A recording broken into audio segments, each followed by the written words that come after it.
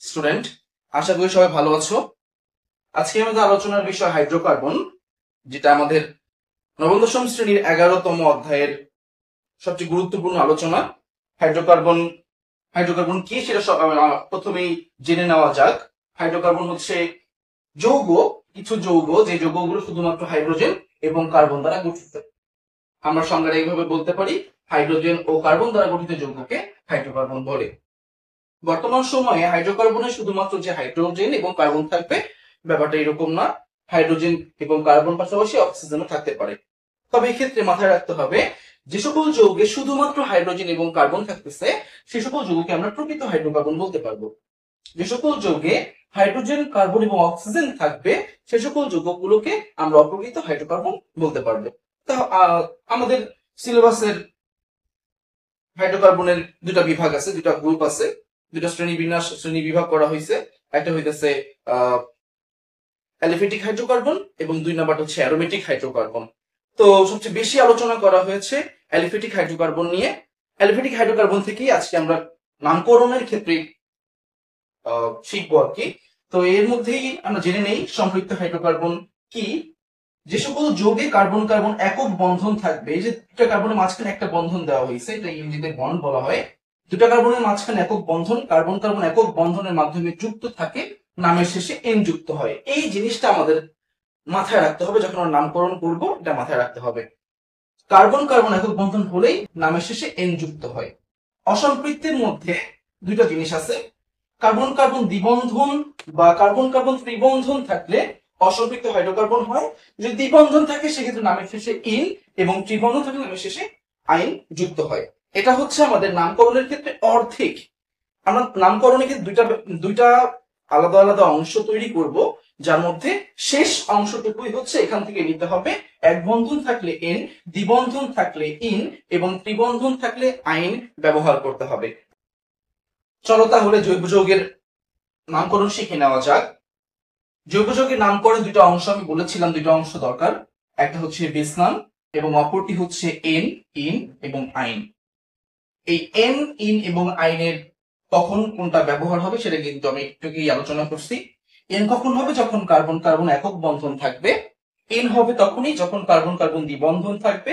আইন হবে তখনই যখন কার্বন কার্বন ত্রিবন্ধন থাকবে। এবং শেষে আমরা আলোচনায় আসি বেস নাম। আসলে বেস নামটা নিতে হবে কার্বন সংখ্যা থেকে। একটা যৌগ দেখেই বুঝতে পারবো সেখানে কার্বন কয়টা আছে।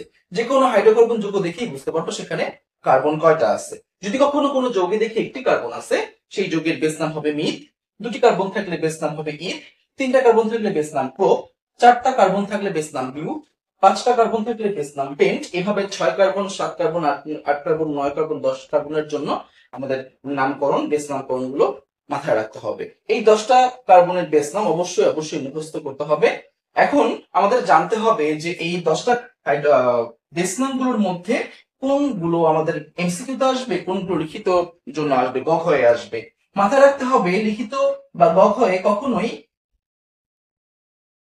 এই 6টার বেশি আসবে না, এবং এমসিকিউর জন্য অবশ্যই এই 4টা করে নিতে হবে। ঠিক আছে, তাহলে এই 6টা হচ্ছে লিখিতর জন্য আর এই 4টা হচ্ছে এমসিকিউর জন্য। বেসিক্যালি এই 4টা না 10টা এমসিকিউতে আসতে পারে, কিন্তু লিখিতর জন্য এই 6টা খুবই গুরুত্বপূর্ণ। তো কথা হচ্ছে এখন আমরা নামকরণে চলে যাই। নামকরণে চলে যাওয়ার আগে অনেকে হয়তো জানো না কার্বনের যোজনী কত। কার্বনের যোজনী হচ্ছে 4। যোজনী মানে হচ্ছে হাত। তো দেখা যাক, আমরা প্রথমে একটা কার্বন থেকে শুরু করি। একটা কার্বন নিয়েছি, আমরা জানি কার্বনের হাত সংখ্যা 4 বা যোজনী 4, তাই কার্বনের 4টা হাত আমরা দিয়ে দিচ্ছি। যেহেতু আমরা হাইড্রোকার্বন শিখতেছি, অবশ্যই এই কার্বনের হাতগুলোতে আমরা কাকে যুক্ত করব? হাইড্রোজেন। এখন চলো আমরা চটজলদি এই যৌগটার নামকরণটা করে ফেলি। এখন আমাদের প্রথমেই দেখতে হবে বেস নাম। এই ফরমেশনটা একটু ভালো করে লক্ষ্য করবা, এখানে কি দেওয়া আছে। প্রথমে আমাদেরকে বেস নাম দিতে হবে কার্বন সংখ্যা দেখে, তারপর বন্ধন দেখে আমাদেরকে এন, ইন অথবা আইন যুক্ত করতে হবে। তাহলে এখানে তোমরা দেখো কার্বন সংখ্যা একটা আছে। এখন আমাদের মাথায় নিয়ে আসতে হবে কার্বন সংখ্যা একটা। কার্বন সংখ্যা একটা হলে নাম, বেস নাম কি হয়? মিথ। তাহলে আমরা এখানে মিথ বসিয়ে ফেলি, মিথ প্লাস। এখন দেখতে হবে এন দিব নাকি ইন নাকি আইন। দেখা যাক এই যৌগের মধ্যে সবগুলো বন্ধনই একক বন্ধন। একক বন্ধন হওয়ার কারণে নামের শেষে এন যুক্ত হয়। এই যৌগের তাহলে নাম হচ্ছে মিথেন। আমরা যে মিথেন গ্যাস শুনি, প্রাকৃতিক গ্যাসের মূল উপাদান মিথেন, এটাই হচ্ছে সেই মিথেন এবং এটা হচ্ছে তার গাঠনিক সংকেত। আমরা এটাকে যদি আণবিক আকারে লিখতে চাই, সেখানে কার্বন থাকবে একটা, হাইড্রোজেন থাকবে চারটা। এইভাবে আমি যদি দুইটা কার্বন নিয়ে কাজ করতে চাই, তাহলে এখানে দুইটা কার্বন বসিয়ে দিব। অবশ্যই যখন আমরা এভাবে কার্বন বসিয়ে গাঠনিক সংকেত লিখতে যাব, প্রথমে কার্বন সংখ্যা দিব, দুই কার্বনের মাঝখানে একক বন্ধন দিয়ে দিব।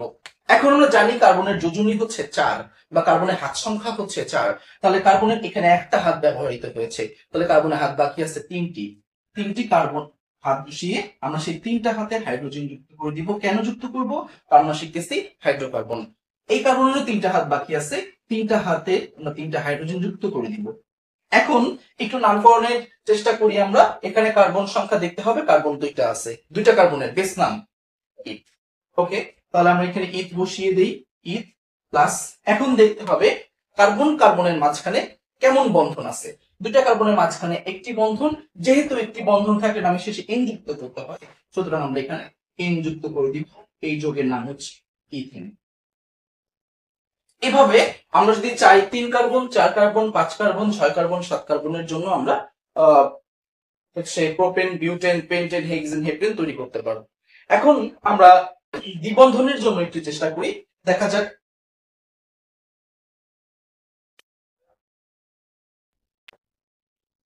একটা কার্বন নিয়েছি, এখন আমি একটা কার্বনের ক্ষেত্রে দ্বিবন্ধন ব্যবহার করতে পারবো না, কারণ কার্বন সাথে দ্বিবন্ধন যুক্ত করতে হলে আমি যদি হাইড্রোকার্বন তৈরি করতেছি, অবশ্যই হাইড্রোজেন দিতে হবে, কিন্তু আমরা জানি হাইড্রোজেনের যোজনী হচ্ছে 1, তাই আমরা চাইলেই কার্বনের সাথে দ্বিবন্ধন দিয়ে হাইড্রোজেন যুক্ত করতে পারি না।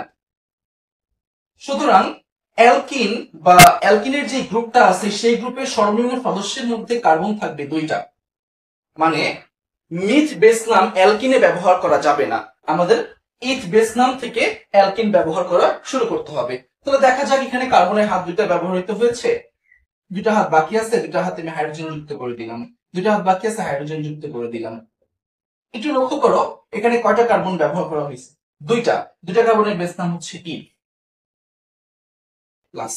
এখন দেখতে হবে দুইটা কার্বনের মাঝখানে কেমন বন্ধন আছে। দ্বিবন্ধন থাকলে নামের শেষে কি যুক্ত করতে হয়? ইন। এই যৌগের নাম হচ্ছে ইথিন। একইভাবে 3টা কার্বন নিয়ে আমরা কাজ করি। এখন অনেকের মনে প্রশ্ন আসতে পারে যে দ্বিবন্ধন আসলে কয়টা ব্যবহার করব বা ত্রিবন্ধন কয়টা থাকতে পারে। এখন আমাদের নবম দশমের যে সিলেবাস, সেখানে যে যৌগগুলো থাকবে সেখানে অবশ্যই দ্বিবন্ধন একটা থাকবে, বাকিগুলো এক বন্ধন থাকবে। ত্রিবন্ধন থাকবে একটি, বাকিগুলো এক বন্ধন থাকবে। যখন আমরা হায়ার স্টাডি করতে যাব, দেখবো যে ইন্টারমিডিয়েটে বা অনার্স লেভেলে গেলে একটা যৌগে একাধিক দ্বিবন্ধন থাকতে পারে, একাধিক ত্রিবন্ধন থাকতে পারে। তো এখন যেহেতু আমাদের দ্বিবন্ধন থাকবে একটি, এক বন্ধন থাকবে সবগুলো, সেক্ষেত্রে আমরা এখানে দ্বিবন্ধন দিয়ে এখানে একটা এক বন্ধন দিয়ে দিই। এখন আমরা হাত সংখ্যা হিসাব করি, কার্বনের হাত দুইটা ব্যবহৃত হয়েছে, কার্বন দুইটা হাত বাকি আছে, দুইটা হাতে হাইড্রোজেন আমরা যুক্ত করে দিব। এখানে কার্বনের 3টা হাত ব্যবহৃত হয়েছে, একটা হাত বাকি আছে, আমরা একটা হাত এখানে যুক্ত করে দিব। কার্বনের একটা হাত ব্যবহৃত হয়েছে, 3টা হাত বাকি আছে, আমরা 3টা হাইড্রোজেন যুক্ত করে দিব।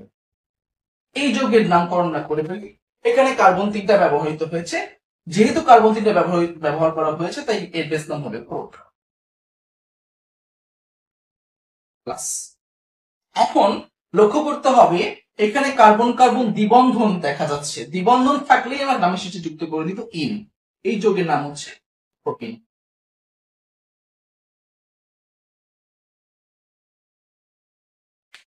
এভাবে কার্বন বসানোর পর দ্বিবন্ধন দিয়ে বাকিগুলো একক বন্ধন ব্যবহারের মাধ্যমে এবং শেষে হাইড্রোজেন ব্যবহারের মাধ্যমেই তোমরা হচ্ছে যৌগ চিনতে পারবে এবং সেই যৌগের নামকরণ করতে পারবে। চলো আমরা তাহলে একটু অ্যালকাইনে চলে যাই, মানে কার্বন কার্বন ত্রিবন্ধন থাকবে এরকম যৌগে যাই।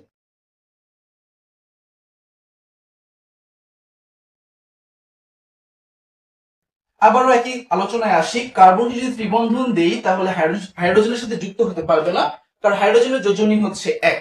তার মানে বুঝতে পারতেছি অ্যালকাইনের ক্ষেত্রেও মিথ ব্যবহার কখনোই হবে না, অ্যালকাইনের ক্ষেত্রে ইথ থেকে ব্যবহার শুরু করতে হবে।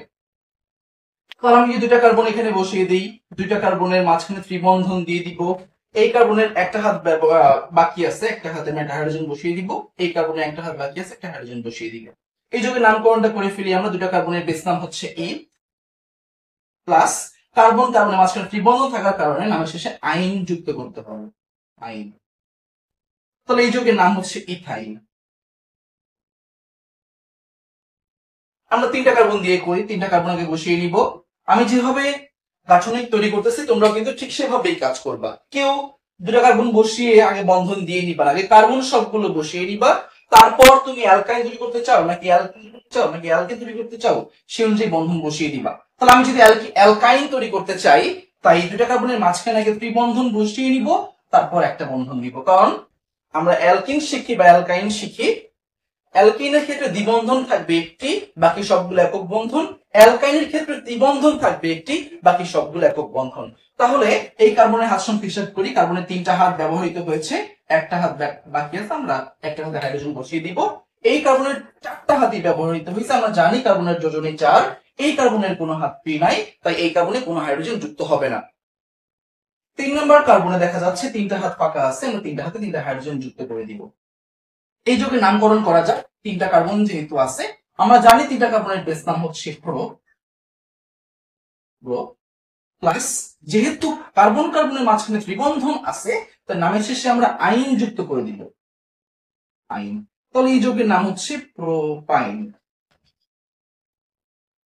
এইভাবে আমরা বাকি কার্বনের কাজগুলো আমরা বাসায় অবশ্যই চেষ্টা করব, আমরা পারবো। এই যে সহজ নিয়ম, এই সহজ নিয়মের মাধ্যমে আমরা এটা সলভ করতে পারবো। এর পরবর্তী যে টপিক গুলো আছে, আণবিক সংকেত তৈরি করা বা রাসায়নিক সংকেত তৈরি করা, এগুলো আসলে খুব একটা কঠিন তা না। এরপরে আমাদের অ্যালকোহল নিয়ে কাজ আছে, আমাদের অ্যালডিহাইড নিয়ে কাজ আছে, জৈব অ্যাসিড নিয়ে কাজ আছে, এগুলো কঠিন না আসলে।